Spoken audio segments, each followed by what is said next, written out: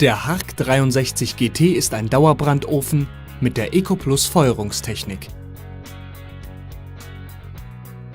Die angesetzten Sockel aus weiß beschichtetem Stahlblech sind so gestaltet, dass der Kaminofen in einer Raumecke platziert werden kann. Die Besonderheit bei diesem Kaminofen ist das mit einer Glastür abgeschlossene Warmhaltefach.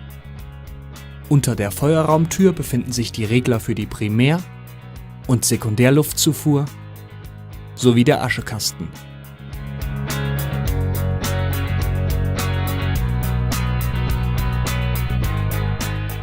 Der Feuerraum hat eine tiefe Gussmulde mit einem Rüttelrost. Der mit einer Spezialkeramik ausgekleidete Feuerraum wird oben mit dem Feinstaubfilter abgeschlossen.